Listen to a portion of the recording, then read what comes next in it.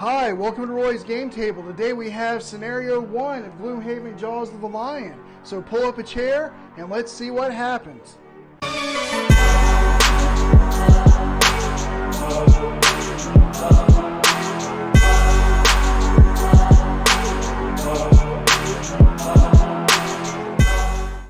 Okay, and yes, we're going to be starting off the campaign here for Gloomhaven Jaws of the Lion. And this is Scenario 1. I set it up. You saw the setup in my unboxing video, hopefully. If you haven't, I'll put a link to it in the description. And also you can hit the I at the top to go to that video and watch the unboxing and the setup. But this scenario here, it's the Roadside Ambush, and we just have to kill all the enemies. There's only 4. There are 2 spots on the board. You can see maybe with pictures here and up here that we don't have a vermling, and that's because in a 2-player game the boxes at the top are blank, and so that means that you don't put an enemy out for those 2 spaces, but you do for the other 4. And then the vermling raiders, the elite raiders and the normal raiders both have 1 move and 2 attack, but as you see at the top, the normal ones only have 5 health, but the elite has 10. Now, the special rules in this scenario is that the vermling raiders will always act on initiative 50. Normally, there's the red monster cards that maybe you saw in an unboxing video that you would, the vermling raiders would have their own deck of cards, and you would flip it after the players have decided their initiative. You would flip the monster card to see what initiative they act in and what they're going to do on the turn. But in this scenario 1, this is just kind of a teaching scenario, and so they're just kind of showing you the basics of Gloomhaven, of moving and of attacking and different things like that, and how scenario works. Very basic. And so the special rules are, again, that the vermlings will always act on initiative 50, and that's good information to have. I'll know exactly when they're going to act, and I can kind of plan around that and strategize around that. And then they're going to move their base movement, which, as we saw, was a movement of 1. And then they're going to attack for 2, but that's a base attack of 2. We will be using modifier cards like this out of their deck to modify the attack. So it could be more, it could be less. We'll have to see whenever we flip one over. All right, well, let's go ahead and get started with the game. So the first thing we have to do is pick our cards, and I'm going to do that real quick.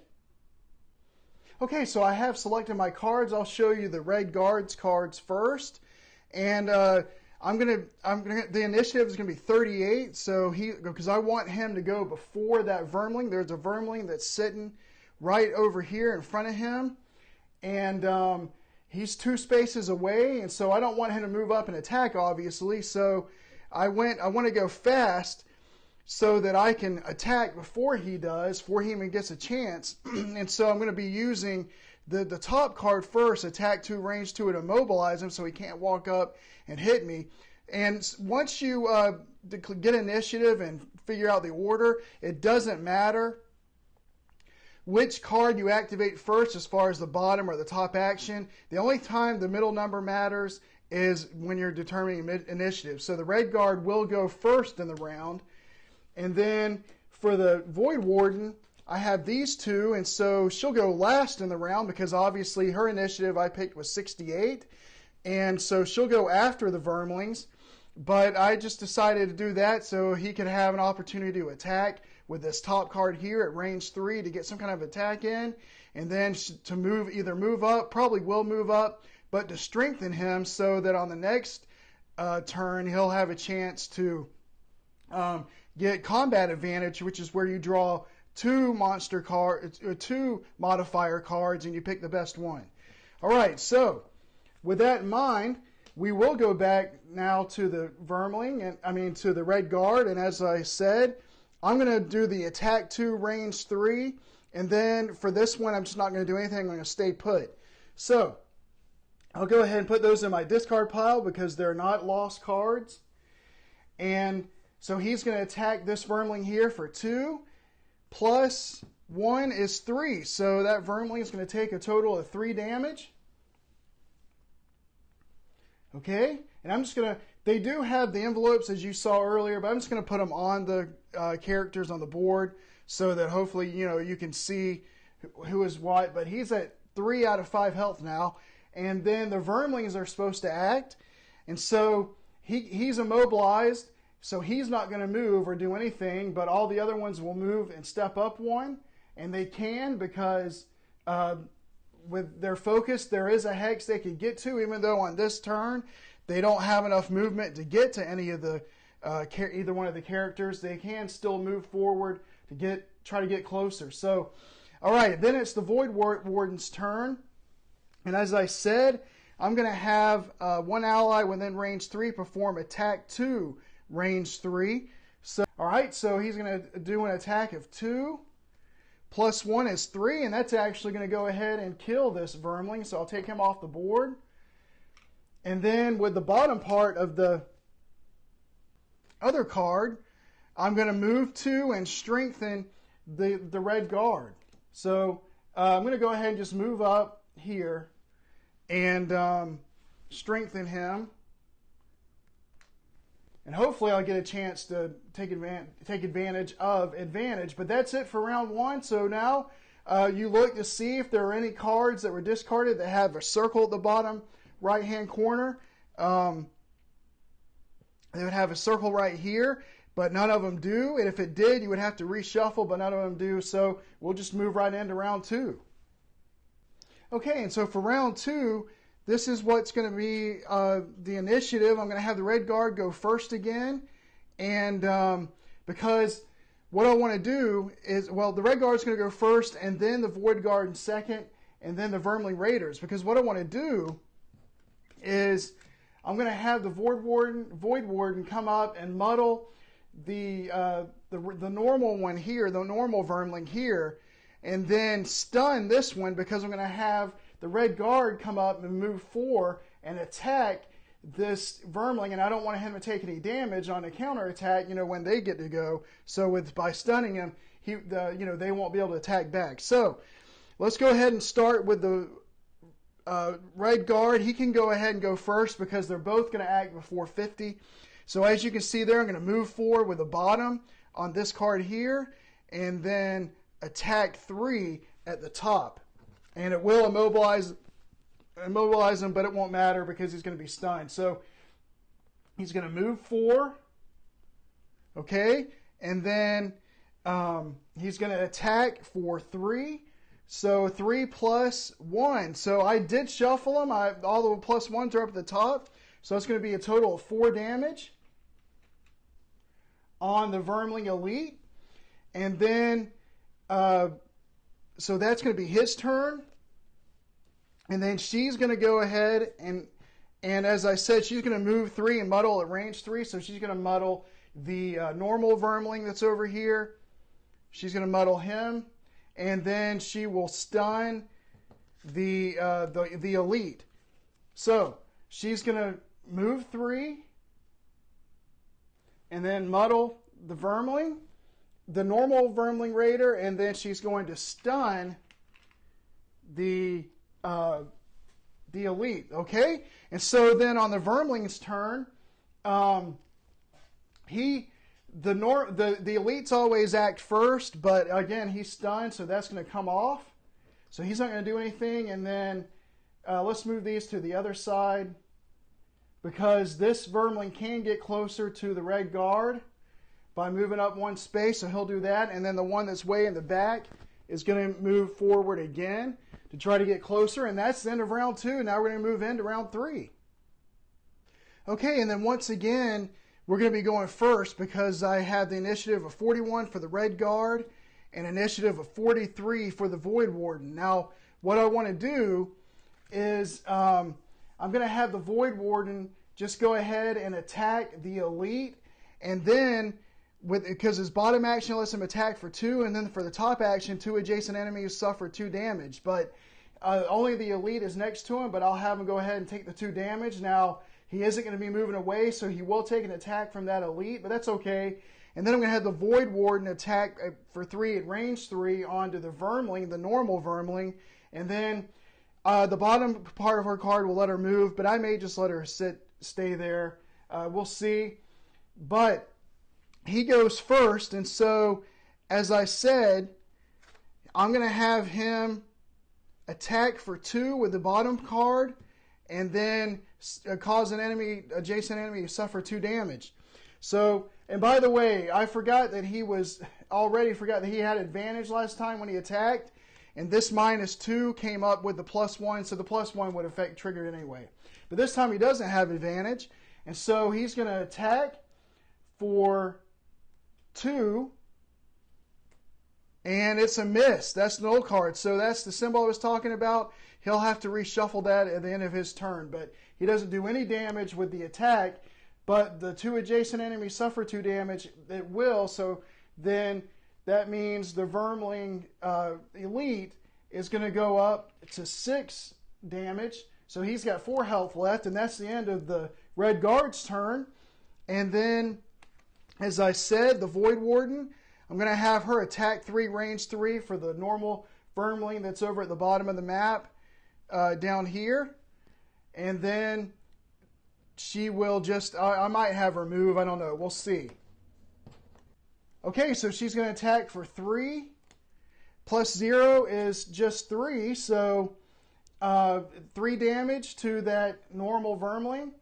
And then I think I will have her move a couple of spaces just to get closer to the other one that's at the top of the map. Even if he moves 1 space, he's not going to be able to reach her this turn.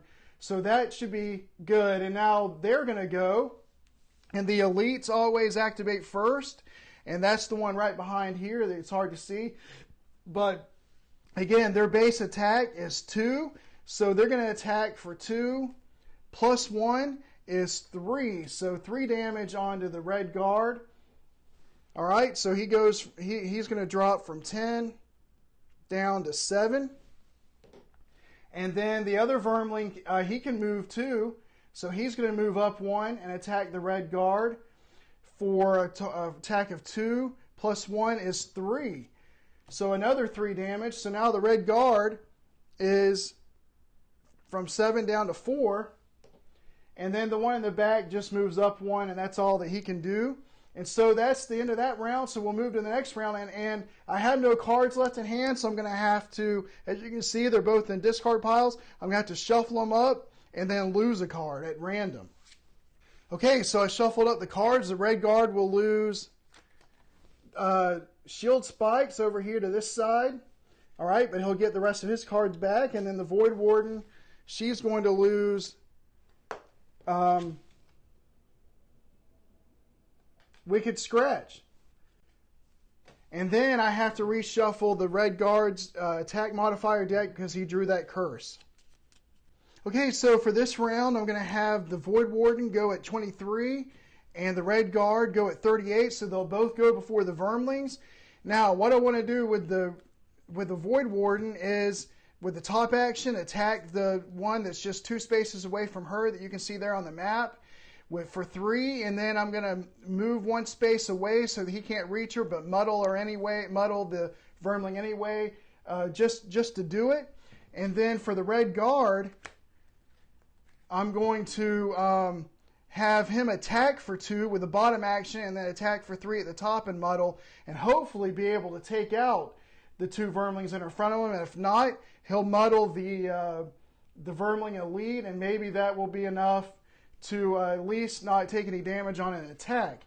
Now, there is a thing, if you're ever going to take enough damage that would kill you, you can lose a card out of your hand to prevent all that damage, and if I have to do that, I will. But we'll see what happens. So, the Void Warden is first, and as I said, I'm going to have her attack for 3, range 3 on that Vermling over there. So it's an attack of 3. -2 is 1. So he only takes 1 damage.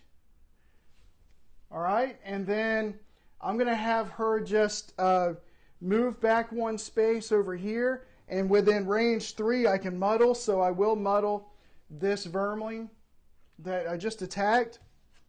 Okay. So I discard those cards, and then the Red Guard, he's going to attack for 2 again with the bottom one, and then attack for 3 with the top. So I think to start with, The normal Vermling has 3 out of his 5 health, so I'm going to attack the normal one with a 2. Plus 0 is 2, so that's going to be enough to knock him out of the game. And then with the attack 3 that muddles, now the Vermling Elite still has 4 health left, so I may not kill him, but we'll see what happens. But he's going to attack for 3, plus 1 is 4. So that will be enough to take out the Elite. So there's only 1 monster left on the board, and I hopefully can take care of that in this next round. And now it's their time to act, and he's just going to move up 1 space. The muddle will come off, and he's got 4 health left. So next, we're headed into the next round. Okay, so in this round, I'm going to have the Red Guard go at 14 very first, and then the Void Warden second. And I'm hoping with the 2 actions, I'll be able to take him out. Because what I'm going to do is, for the Red Guard, I'm going to have him move over and get in position, and then attack for 3. That may be enough to kill the Vermling. If it is, the game can be over. But if not, then the Void Warden will go before that Vermling, and I'll have her give the Red Guard another attack 3, and then if that doesn't kill him, then we'll have to go to another round, but then I can at least heal the Red Guard back up. He's at 4. He will have to take a damage if she gives him that bottom attack there you see underneath the 67, because if they attack 3, they take a damage. But, you know, he would drop to 3, and then she could heal him back up. But I think I'm probably going to win on his turn. So let's go ahead and do it. He's going to move 4, but he only needs to move 3 to get into position. And then he's going to attack for 3, plus 1 is 4, and that is going to be enough because that's going to kill him. And the objective is to kill all the enemies. She would, from what I understand, she would still get her turn, but there's nothing else to get. There aren't any coins or anything to get. So now for the conclusion, you wipe the blood of the last Vermling from your face and your thoughts return to the sleeping lion. Surely they've got a stew ready by now. It would be so perfectly warm and soothing, and it's right through that gate, so close you can already taste it. But then another thought comes. It is highly unusual, brazen, really, for a pack of Vermlings to operate this close to the city. Could they be behind the string of disappearances? It's a long shot, but one worth investigating, especially considering this ambush site doesn't look like their base of operations. There is probably a nest nearby that, with any luck, will have more information on the missing blacksmith. And treasure. Treasure would be nice. And as you can see there in the rewards, new location, a hole in the wall, so you would put that sticker 2 on the map where it goes, and the B1 kind of gives you the grid of where it would be located. So that's the end of the scenario. And it was pretty easy. Yes, I know the Red Guard took 6 damage, but I knew I was going to win, so I probably didn't play quite as optimally as I should have. Plus, I drew some bad attack modifier cards, missing completely. And you can see how that can hurt. I missed completely, and I think that did hurt me. But the nice thing about this scenario, as you've seen hopefully with the unboxing and with this scenario, the Gloomhaven Jaws of the Lion does a very good job of introducing the game and helping you learn how to set it up. And then this first mission is good just to get the basics of combat, of how movement works for the enemies and their initiative, and how you can plan and strategize around that. You know, to try to stay out of their range if they're melee, so that if they move, they can't attack you with anything. That's part of a strategy. And then also using your cards. As you saw, I was just 2 spaces away from that first Vermling, the Red Guard was. And so if he would have been able to attack me on the first turn, but I immobilized him. And so, you know, using your cards in that way. So it's a good scenario to try to learn the very basics of Gloomhaven. Well, I hope you enjoyed the game. And if you did, please consider to like and subscribe. And hit the notification bell so you'll know when any future videos come out, especially for Gloomhaven, because I do have more videos coming out for Gloomhaven Jaws of the Lion. And until then, I'll save you a seat at the table.